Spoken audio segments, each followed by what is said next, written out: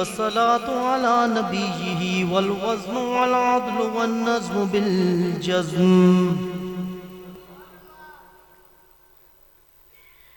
بوحدته بكبريائه وبسلطان وبإعلان وبإتقان وبيان في الفرقان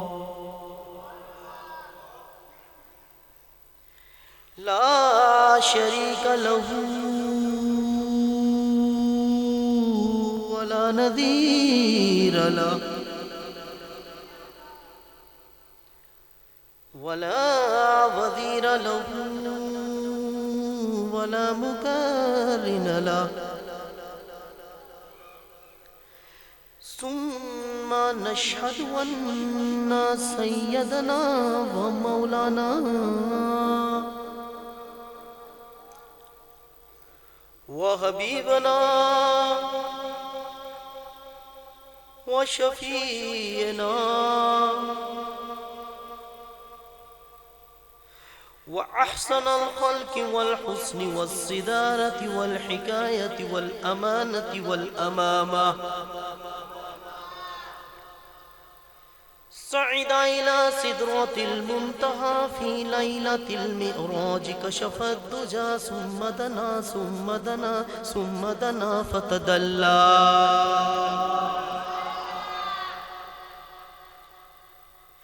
فكان قاب قوسين أو أدنى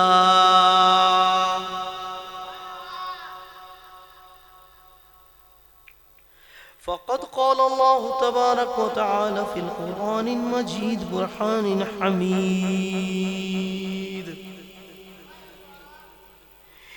إنما وليكم الله ورسوله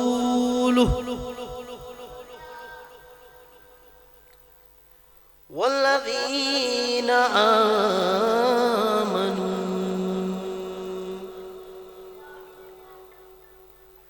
الذين يقيمون الصلاة ويؤتون الزكاة وهم راكعون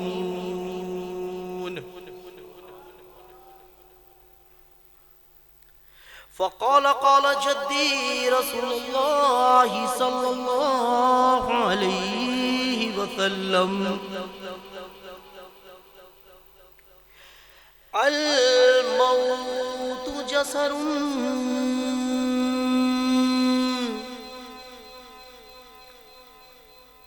يوصل حبيب لا حبيب أو كما قال جدي عليه السلام ألا يا أيها الساقي أدرك ونابلها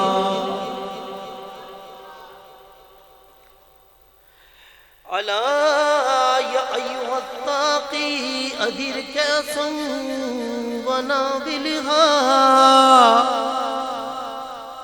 کہ عشق آسان مدول ولی افتاد مشکل ہا بمی سجادہ رنگی کن گھرتے پیرے مغاں گوید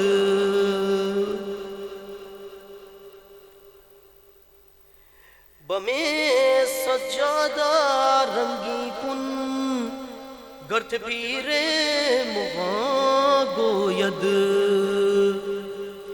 کہ سالک بے خبر نہ بود راہ و رسم منزلہا اور منم محو جمال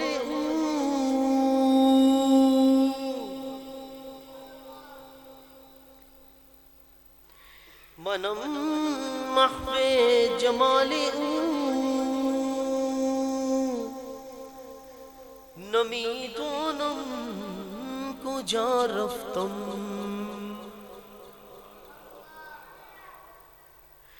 شدم غر کے وصال او،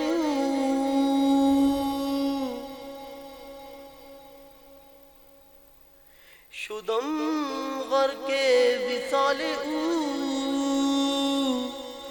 نمیدانم کجا رفتم.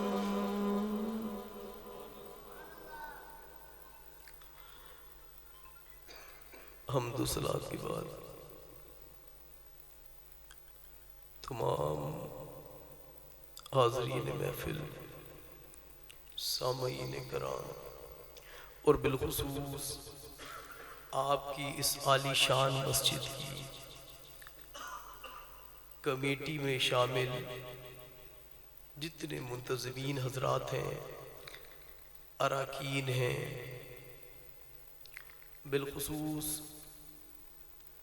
ہمارے قبلہ ڈی ایس پی صاحب، آپ کی مسجد کے ناظم محترم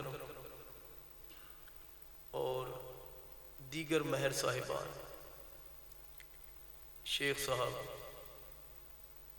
آصف خان صاحب، اور وہ تمام حضرات جنہوں نے آج کی اس محفل میں اور گزشتہ ایام کی محافل کے اندر دامے درمے قدمے سخنے تعاون کرتے رہتے ہیں. میں دعاگو ہوں اللہ تعالیٰ جل شانہ و من والہ کی بارگاہ ناز میں کہ اللہ تعالیٰ آپ کو اپنی جناب سے رحمتیں اور برکتوں کی دائمی نزول میں سے اللہ حصہ عطا فرمائے. اب مزید بات کو آگے بڑھاتے ہیں. میں اپنی تعارف میں تو مزید کچھ نہیں کہنا چاہتا، ڈی ایس پی صاحب نے کہہ دیا، یہ کی کرم نوازی مہربانی. لیکن ہم نے اپنے اساتذہ کرام سے سنا ہے ذات دی کلی تے شتیرہ نہ چکے. نبی پاک علیہ السلام کی نسبت کا اثر ہے برپائے تیرا سرم نثار اولا تر، برپائے تیرا سرم نثار اولا تر، پیارے یکسر چے بود بلکہ ہزار اولا تر. اصل بات یہ ہے کہ جتنی عزتیں ہیں، جتنی بھلائیاں ہیں، جتنی خیر ہے، وہ سب نبی پاک سے وابستہ ہے. تو اللہ تعالیٰ نے جل مجد الکریم نے تو مجھ کو ایک سر عطا فرمایا ہے، اگر وہ ہزارہ سر بھی عطا فرماتا، یک سر چے بود بلکہ ہزار اولا تر، اگر ہزاروں سر بھی وہ مجھ کو عطا فرماتا تو یہ میرے محبوب کے نام پر، میرے محبوب علیہ السلام کی نالین اقدس پر بوسہ دینے والی اس گرد کے اوپر کٹنے کے لیے تیار. اور اب میں ایک عرض کر دوں، ایک غلط فہمی کا ازالہ کر دیتا ہوں. وہ یہ ہے کہ میرا خانوادہ ولادت بھی محدثین کا سب سے بڑا یمن کا خانوادہ ہے. وَنَحْنُ مِنْ حَفِيدُ سیدنا محدث الکبیر یمن السید الشریف عبد الرحمن الحسنی رضی اللہ تعالیٰ عنہ. آج آپ یمن کے کسی محدث کو اٹھا کے دیکھیے، ایسا ممکنات ہی میں سے نہیں ہے کہ جس کی سند میرے جد امجد سیدنا محدث کبیر یمن سید محمد عبد الرحمن الحسنی کی تک نہ پہنچتی. جس طرح برِ صغیر کے اندر کوئی محدث ایسا نہیں، کوئی محدث ایسا نہیں ہے کہ جس کی سند حدیث روایت کی یا درایت کی شیخ محقق شاہ عبدالحق محدث دہلوی تک نہ جاتی. بات سمجھ آ رہی ہے؟ لیکن اگر ایک آدمی کی آنکھیں بند ہوں مثلا اور وہ کہے باہر سورج نہیں نکل رہا، تو بتائیے سورج کا قصور ہے کہ آنکھیں بند کرنے والے کا قصور ہے؟ یہ تو مسئلہ اس کا ہے کہ جس نے آنکھیں کو بند کر رکھا ہے. آنکھ والا تیرے جوبن کا تماشا دیکھے، آنکھ والا تیرے جوبن کا تماشا دیکھے، دیتا ایک اور کو کیا ہے نظر وہ کیا دیکھے. مجھ کو چھوڑیے، میں تو اللہ کے نبی کا غلام ہوں، میں تو اللہ کے نبی کی اولاد ہوں. لوگوں کو تو معاذ اللہ رسول خدا کی شان و صفات نظر نہیں آتی. اللہ کے ولیوں کی صفات نظر نہیں آتی، تو ہم کس ڈگر پہ کھڑے ہوئے، ہم کس گنتی میں شمار ہیں جی؟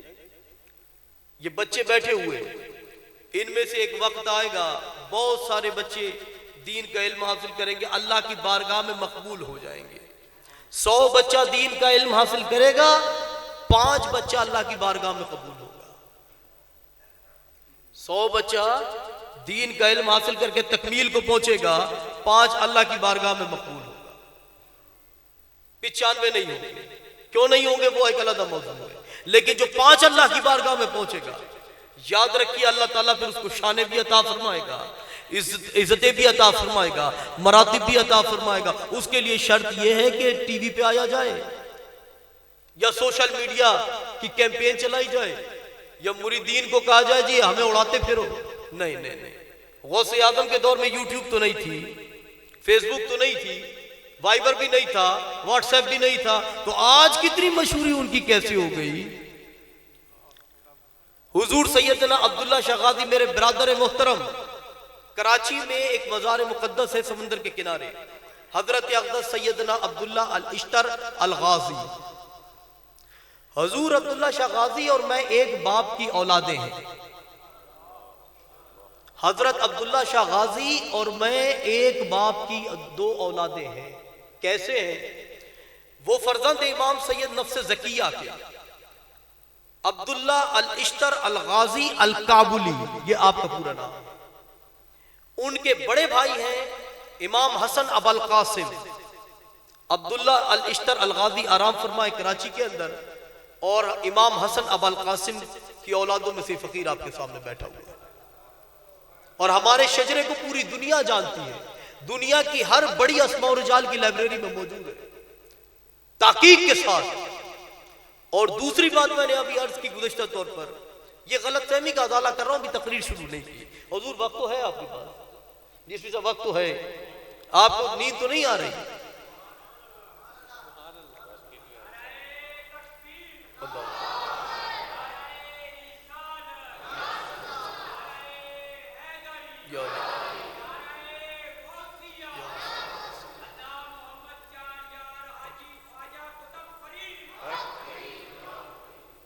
اگر آپ کو نیند آ رہی ہے تو آپ سے زیادہ تو میں تھکا ہوں، ٹھیک کہہ رہا ہوں جی ڈی ایس پی صاحب؟ اگر آپ بھوکے ہیں تو صبح کا ناشتہ کر کے حالت سفر میں میں رہا، تو بھوک لگ رہی ہے، نیند آ رہی ہے، حوصلہ پکڑیے۔ میں اور آپ ایک کشتی کے سوار ہیں۔ میں نے خیر بات آگے بڑھاتے ہیں، میں نے ابھی عرض کیا کہ چونکہ قبلہ والد گرامی محدث ہے، دادا ابا جان رضی اللہ تعالی محدث ہے، ٹھیک ہے نا جی، اور اس طرح ہوتے ہوئے ہماری جو سند حدیث، خاندانی سند حدیث کی بات عرض کر رہا ہوں، خاندانی جتنی مرویات سیدنا امام حسن ہیں وہ تمام کی سند حدیث ہمارے خانوادے میں امام نفس زکیہ سے ہوتی ہوئی اب تک پہنچتی ہے۔ یہ تو ایک ہے، یہ ایک طرق حدیث ہے، ایک طرق حدیث، باقی 87 اور ہیں جو میرے اساتذہ اور مشائخ نے حدیث پاک کا سماع کرانے کے بعد، پڑھانے کے بعد مجھے لکھ کے ارسال فرمائے۔ یہ جو بچے میں نے ابھی عرض کیا یہ پڑھیں گے، اللہ کرے کہ پڑھیں، تو کیا ہوگا جب یہ پڑھ لکھ کے اپنی جامعات سے سند فراغت حاصل کر لیں گے تو بڑے ہو کے یہ میری جگہ بیٹھیں گے، یہاں پر آپ کی جگہ بیٹھیں گے، بزرگوں کی جگہوں پر بیٹھیں گے۔ میں تو ایک روڑا کوڑا سا بندہ، نہ میرے پاس علم ہے، نہ عمل ہے، نہ شکل ہے، نہ صورت ہے، سوائے آقا علیہ الصلوۃ والسلام کی نسبت پاک کے میرے کو کچھ بھی نہیں ہے، میرے دامن میں کچھ بھی نہیں۔ لیکن جتنا تھوڑا بہت ہے نا، کبھی کبھی تشنگی کو بجھانے کے لیے یہی تھوڑی تھوڑی باتیں کافی ہیں۔ تو جب یہ بڑے ہو جائیں گے، سند فراغت حاصل کرنے کے بعد ان کو اپنی جامعہ میں فخر ہوگا، ان کو اپنی جامعات پہ فخر ہوگا، ان کو اپنے اساتذہ کے اوپر فخر ہوگا، ہوگا کہ نہیں ہوگا؟ لیکن وہ 5% بچے جو نکلے ہیں پڑھ کے، وہ ہوں گے کہ ان کی جامعات کو ان کے اوپر فخر ہوگا، ان کے اساتذہ کو ان کے اوپر فخر ہوگا۔ اگر کوئی آدمی جامع دمشق جاتا ہے، اس کے دارالافتاء میں جا کے دیکھیے 17واں نام بالفخر میرا لکھا ہوا۔ الزیتونہ یونیورسٹی تیونس چلے جائیے، ٹھیک ہے نا جی، ان کی دارالحدیث میں جا کر دیکھیے، الحمدللہ سقیر کا بھی نام کوئی چھوٹا موٹا نظر آ جائے گا، نہ نظر آئے تو میری پگڑی آپ کے گھر کا پوچھا دینے کے لیے میں بھیج دوں گا۔ یہ تو بات یاد رکھو گے۔ اب آتے ہیں سلسلہ طریقت کے اوپر۔ جانتے ہیں میں کس کا نائب ہوں؟ خاندانی طور پر بھی ہم جدی پشتی پی رہے ہیں، لیکن میں نے کس کے سلسلے کو دنیا میں رواج دیا ہے، کس کی نشر و اشاعت کی ہے؟ سیدی محدث اعظم پاکستان مولانا محمد سردار احمد صاحب قادری چشتی رضی اللہ تعالیٰ عنہ، ان کے نائب حضرت اقدس استاذ العلماء شیخ المحدثین زبدۃ العارفین شیخ الحدیث والتفسیر مفتی محمد شریف قادری رضوی رضی اللہ تعالیٰ عنہ کا اکلوتا جانشین ہوں اس امر خلافت کے اندر۔ نسبی اعتبار سے محدثین کی اولاد ہوں، طریقت کے اعتبار سے محدثین کی باطنی اولاد ہوں۔ آپ حوصلہ کیجئے، ہم آپ کو متن حدیث سنانے کے لیے بیٹھے، مجھ کو بلا لیجئے ماہ بھر کے لیے، 1 مہینے کے لیے، میں حاضر ہو جاتا ہوں، آپ مجھ سے سما کر لیجئے اس بار، حوصلہ کیجئے۔ اچھا جی بار کہتے ہیں، اب اس کو آگے چلاتے ہیں۔ یہ غلط فہمی کے ازالے کو میں نے دور کر دیا۔ یاد رکھیے 4.5 لاکھ سے 5 لاکھ احادیث مبارکہ ہیں موجود احادیث کی کتب میں، اور 35,000 سے زائد احادیث کی کتب لکھی جا چکی ہے۔ لیکن ایک بات ہے جو اللہ کا نیک بندہ یہ کہہ رہا تھا، میں اس کو بھی سمجھا دوں یا آپ سمجھا دیجئے گا۔ ایک ایک حدیث مبارکہ بارہا کئی تواتر سے گھوم کے کئی مضامین اور ابواب کے اندر وہ آئی ہے، ٹھیک ہے جی، یہ سمجھ لیجیے۔ یہ تقریر کا موضوع نہیں تھا، یہ غلط فہمی کا ازالہ تھا۔ کیا کریں جی، مدرس تو یہی کرتے ہیں، بچوں کے غلط فہمیوں کے ازالے دور کرتے ہیں۔ تو میں نے بھی یہ ان بچوں کا، آپ تو بڑے ہیں، مجھے جانتے ہیں پہچانتے ہیں، نہیں بھی جانتے تو اللہ خیر کر سکتے۔ میں نے ابھی ابتدا میں ایک آیت مبارکہ تلاوت کی، انما ولیکم اللہ ورسولہ، سورہ مائدہ آیت نمبر 55 ہے۔ اس کا کیا معنی ہے؟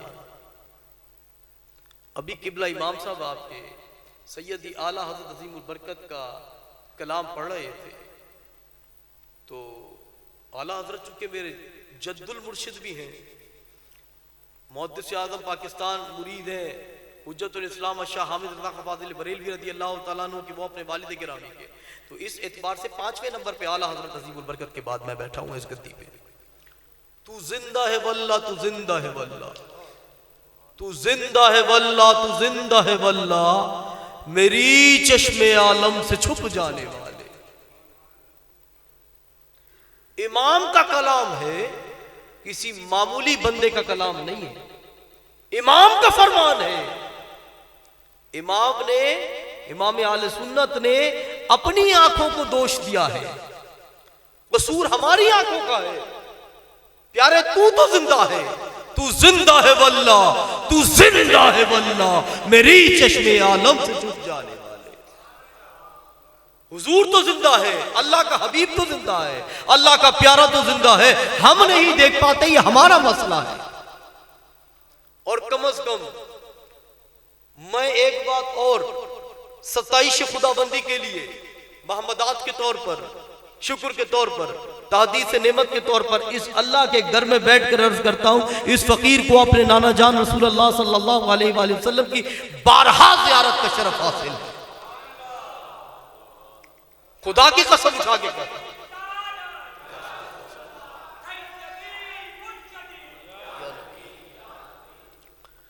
تو اللہ تعالیٰ جل مجد الکریم ارشاد فرماتے ہیں، انما ولیکم اللہ، اللہ تمہارا ولی ہے۔ تم سب، تم کا صیغہ آپ کسی مدرس سے جا کے پوچھئے جو صرف و نحو پڑھانے والے ہیں، وہ آپ کو بتائیں گے، سمجھا دیں گے۔ میں پڑھا کے عرض کر رہا ہوں، پڑھا کے عرض کر رہا ہوں، 8 سال میں نے صرف و نحو ہی پڑھائی۔ انما ولیکم اللہ، اللہ تم سب کا ولی ہے، اللہ تم تمام کا ولی ہے۔ اور اللہ کا پاک محبوب بھی تمہارا ولی ہے نا جی. اللہ تمہارا ولی ہے, اللہ کا محبوب بھی تمہارا ولی ہے تھے تو نہیں ہے. کوئی ایک آدمی مجھ کو ترجمہ کر کے یہ بتائے کہ رب کریم جل وجلہ کریم یہ ارشاد فرماتا ہے کہ اللہ تمہارا ولی تھا یا اللہ کا حبیب تمہارا ولی تھا اپنی ظاہری حیات میں تھا تو میں اپنی گردن کٹوانے کو تیار. قرآن کہے تو مان لو گے, ہم کہے تو انکاری ہو, عجب تیری منافقت ہے. اللہ تم سب مومنوں کا ولی ہے اور اللہ کے پاک محبوب علیہ الصلوۃ والسلام بھی تم سب مومنوں کے ولی ہیں. ولی کا معنی ہے مددگار, ولی کا معنی حمایتی, ولی کا معنی کفایتی, کفایت کرنے والا, ولی کا معنی وکیل, ولی کا معنی کارساز, ولی کا معنی کرم فرمانے والا. اگر کوئی شخص یہ کہتا ہے اللہ کے سوا کوئی تمہارا ولی نہیں تو یاد رکھ لیجئے اس بدبخت کو اپنے ایماندار ہونے پر شک ہے, کیونکہ رب تو فرماتا ہے کہ اللہ تم سب مومنوں کا ولی ہے اور جو شخص مومن ہے اللہ کا حبیب بھی اس کا ولی ہے. اللہ سوال تو یہ پیدا ہوتا ہے کہ تو بھی ہمارا ولی ہے, تیرے محبوب بھی ہمارے ولی ہے, اور کون کون ہمارا ولی ہے؟ فرمایا اور وہ لوگ والذین آمنوا, اللہ تمہارا ولی ہو گیا, گنتی کیجئے گا, یہ ذہن میں رکھیے گا. کل قیامت کے دن اللہ نے آپ کو میرے روبرو کھڑا کیا, مجھے آپ کے روبرو کھڑا کیا, تو میں نے تو پوچھ لینا مالک تیرے دین کے بارے میں تیرے محبوب اور تیرے پیاروں کی عظمت کو بتا کے آیا تھا, اب ان سے پوچھ کہ وہ سبق یاد ہے کہ نہیں. بات یہ ہے کہ اور مومن بندے تمہارے ولی ہیں. اللہ تو ہو گیا نا ولی, اللہ کے ماں سوا کسی اور کو ولی ماننا تو شرک ہے, بدعت ہے. یہی سب سے بڑا شرک ہے کہ اللہ کی بات کو نہ ماننا. اللہ کے ماں سوا کسی کو ولی نہ مانا جائے, یہ شرک. خدا کے بندو, قرآن میں تو رب خود ارشاد فرماتا ہے اللہ کو بھی ولی مانو, اللہ کے حبیب کو بھی ولی مانو, اللہ کے پیارے مومن بندوں کو بھی تم ولی مانو. اللہ کون وہ مومن بندے تیرے ولی ہیں, وہ کون بندے ہمارے مددگار ہیں تیرے اور تیرے محبوب کے سوا؟ فرمایا الذین یقیمون الصلاۃ, جو فرائض نمازوں کی ادائیگی فرمانے والے ہیں, وَيُقِيمُونَ الصَّلَاةَ وَيُؤْتُونَ الزَّكَاةَ, زکات کو ادا کرنے والے. بھائی زکات کا مسئلہ سمجھو, میں سمجھاتا ہوں. دیکھیے یہ 5 نمازوں کی بات ہے. ہاں جی 5 کی بات ہے, اللہ نے فرض تو 5 نمازیں کی ہیں, تو 5 نمازوں کی بات ہو گئی. ایک سوال یہاں پیدا ہوتا ہے, زکات تو سال میں 1 مرتبہ فرض ہے صاحب نصاب ہے, ایسے ہی حج کا ذکر کیوں نہیں آیا, قربانی کا ذکر کیوں نہیں آیا, اور روزے کا ذکر کیوں نہیں آیا؟ کبھی سوچا آپ نے؟ جہاں نماز کا ذکر آیا نا کہ وہ بندے جو نماز کا قیام کرتے ہیں, نماز قائم کرتے ہیں, وہ تمہارے ولی ہیں. اور آگے آیا وَيُؤْتُونَ الزَّكَاةَ, اور زکاتیں ادا کرتے ہیں, وہ اللہ کے ولی, اللہ کے مومن بندے زکاتیں ادا کرتے ہیں. کبھی آپ نے سوچا یہاں پر روزوں کا ذکر تو نہیں؟ الذین یقیمون الصلاۃ ویؤتون الزکاۃ, یہاں ویصومون کیوں نہیں آیا, ویحجون کیوں نہیں آیا؟ سوچا کبھی؟ پوچھا آپ نے کبھی؟ اس شخص سے پوچھئے, اس مولوی سے جا کے جو آپ کو رسول اللہ کے در سے ہٹانے میں لگا ہوا ہے, اس سے کہیں یہ بتا, اس کا جواب دے کہ اللہ کی نظر میں نماز اور زکات اتنی اہمیت کی حامل ہے کہ اس آیت مبارکہ کے اندر, آیا نمبر 55 سورہ مائدہ کے اندر, اللہ تعالیٰ جل مجدہ کریم نے نہ روزہ رکھنے والوں کی تعریف فرمائی جی, اور نہ حج کرنے والوں کی تعریف فرمائی، بلکہ ولایت کی شان یہ لکھی کہ نماز پنجگانہ کی ادائیگی کرنے والے ہیں اور زکوٰۃ کی ادائیگی کرنے والے ہیں۔ اصل میں یہ اس زکوٰۃ کی بات نہیں ہے جس زکوٰۃ کو آپ سمجھ رہے ہیں، سال میں ایک مرتبہ والی۔ زکوٰۃ کا کیا لغوی معنی ہے؟ زکوٰۃ کس کو کہتے ہیں؟ پاک کرنے کو۔ جو ہم سال میں ایک مرتبہ اپنے صاحب نصاب ہونے پر اپنے مال کی زکوٰۃ دیتے ہیں، گویا اپنے مال کو پاکیزہ کرتے ہیں۔ تو اللہ تعالیٰ جل مجد الکریم کا اشارہ یہ ہے، وہ لوگ جو اللہ کی بارگاہ میں خشوع اور خضوع کے ساتھ کھڑے ہوتے ہیں اور ان کی ذات اللہ کی نظر میں ایسی ہے کہ ہر عمل سے اپنے آپ کو پاک کرتے رہتے ہیں، وَيُؤْتُونَ الزَّكَاةَ، اپنی روح کو پاکیزہ رکھتے ہیں، روح کی زکوٰۃ ادا کر کے اپنے جسم کو پاکیزہ رکھتے ہیں، جسم کی زکوٰۃ ادا کر کے اپنی زبان کو پاکیزہ رکھتے ہیں، میرے محبوب کا ذکر کر کے، میرا ذکر کر کے، میرے پیاروں کا ذکر کر کے۔ تو یقین فرماؤ وہ لوگ مجھ کو بڑے محبوب ہیں، وہ میرے ولی ہیں۔ اور آگے فرمایا وہ لوگ کون ہیں؟ وَيُؤْتُونَ الزَّكَاةَ وَهُمْ رَاكِعُونَ۔ رمضان المبارک کے اندر انسان زکوٰۃ ادا کرتا ہے عام طور سے، ویسے تو کبھی بھی جب سال پورا ہو جائے زکوٰۃ ادا کرتے ہیں، مستحب یہ کہ رمضان میں ادا کر دیتے ہیں۔ اور آپ مجھے ایک بات بتائیے، کبھی رکوع کے اندر زکوٰۃ دی آپ نے؟ نماز میں کبھی زکوٰۃ دی ہے؟ رکوع میں کبھی زکوٰۃ دی؟ سجود میں کبھی زکوٰۃ دی؟ قرآن مجید تو پڑھتے ہیں نا، کیسا قرآن پڑھتے ہیں کہ آپ حقائق سے آشنا نہیں ہیں، مسلک کی سچائی اور صداقت آپ پر آشکارا نہیں ہے۔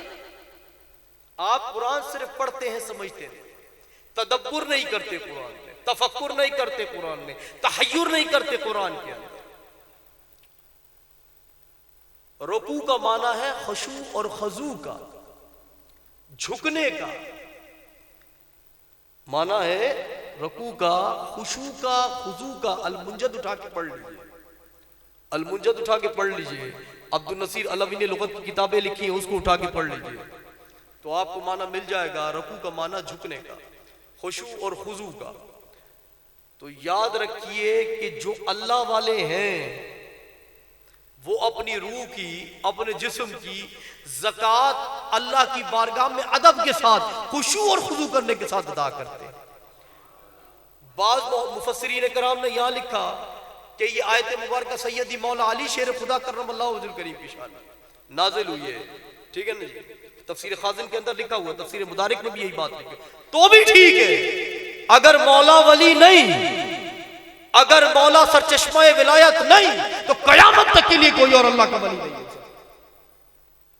لیکن رب فرمانا تو یہی چاہتا ہے نا کہ اللہ تمہارا مددگار ہے، اللہ تمہارا ولی ہے، اللہ کا محبوب تمہارا ولی ہے، اور اللہ کے پیارے بندے جو اللہ کی بارگاہ میں جھکنے والے ہیں، نمازیں ادا کرنے والے ہیں، خشوع خضوع عاجزی رکھنے والے، وہ بھی تمہارے ولی ہیں، مددگار ہیں۔ تو کہنے کا مقصد کیا ہوتا ہے کہ جب اللہ پاک جل مجد الکریم ارشاد فرما رہے ہو کہ وہ بھی تمہارا ولی، وہ بھی تمہارا ولی، میں بھی تمہارا ولی، یعنی جو چیز تم مجھ سے مانگ سکتے ہو، جب میں تمہارا ولی ہوا تو میرے محبوب سے بھی وہ چیز مانگ سکتے ہو، وہ بھی تو میرا محبوب ہے، اس کو بھی تو میں نے اس کے قبضہ قدرت میں سب کچھ عطا فرمایا ہے۔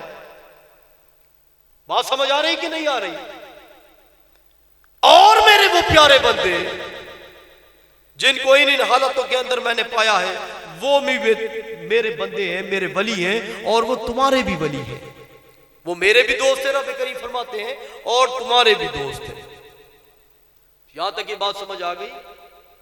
آگے بڑھ جائیں۔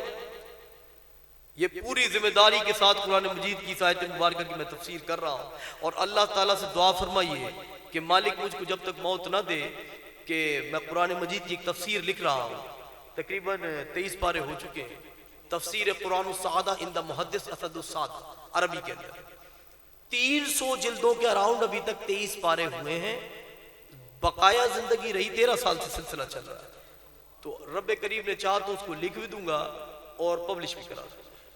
کبھی بیروت جانا ہو، ادارہ خالد بن ولید میں جا کر درس نظامی کے جو طلباء فقہ کی کتابیں پڑھتے ہیں، ان کے ہاتھ میں کتاب آپ کو نظر آئے گی اتنی موٹی کتاب، عدم الجواز النکاح مسریار المعادہ عند محدث اسد السادہ، وہ اس فقیر کی لکھی ہوئی کتاب ہے۔ نکاح متعہ اور نکاح مسیار، اس کے عدم جواز کے اوپر فقہ کے اندر جس کتاب کو شامل کیا گیا وہ اس فقیر کی لکھی ہوئی کتاب ہے۔ تو یہ تحدیث نعمت کے طور پر کہ ہر سوشل میڈیا والا بندہ قابل نہیں ہوتا، اور مجھ سے کوئی ہر حجرے میں بند ملا وہ ناکام، اور بالکل ایسا نہیں ہوتا کہ اس کے پاس علم نہیں ہے۔ میں خود نہیں بناتا یوٹیوب چینل، میں خود پبلسٹی نہیں چاہتا۔ علم کی پبلسٹی علماء کے درمیان ہے، عوام کے درمیان نہیں۔ یاد رکھیے، ناچ گانوں کی پبلسٹی تو ہو سکتی ہے عوام الناس کے درمیان، علماء کی پبلسٹی وہ علماء ہی کے درمیان اچھی لگتی ہے۔ ایک عام آدمی جو ہیرے کو نہیں پہچانتا، آپ اس کے ہاتھ میں ہیرا دے دیں تو اس ہیرے کی توہین ہے۔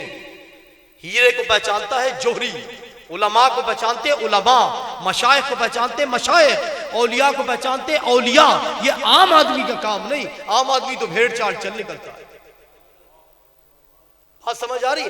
جو چیز جہاں کی ہو، جو بکل جہاں کا ہو، وہ وہیں پہ لگا ہوا اچھا لگتا ہے۔ بات سمجھ آئی نہیں آئی؟ اپنے علاقے کی مارکیٹ کے اوپر جا کے گنبد خضرا کا پورا ایک مینار بنوا دیجئے، اچھا لگے گا، زیب دے گا نا؟ مسجد کے اوپر زیبا ہے کہ گنبد خضرا کا مینار بنوایا جائے، بنوایا جائے، وہ زیب دیتا ہے۔ جو چیز جہاں زیب دیتی ہے وہ وہیں سجی اچھی لگتی ہے۔ خیر آگے چلتے ہیں۔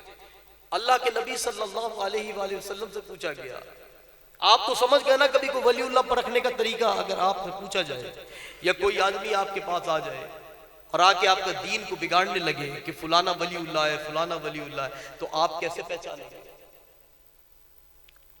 ابھی میں نے بتایا نا کہ قرآن مجید کی آیت سے کہ پہلے تو یہ دیکھ لیجئے کہ الذین یقیمون الصلاۃ، بس یہی سب سے بڑا تو فیصلہ یہی ہو جانا ہے۔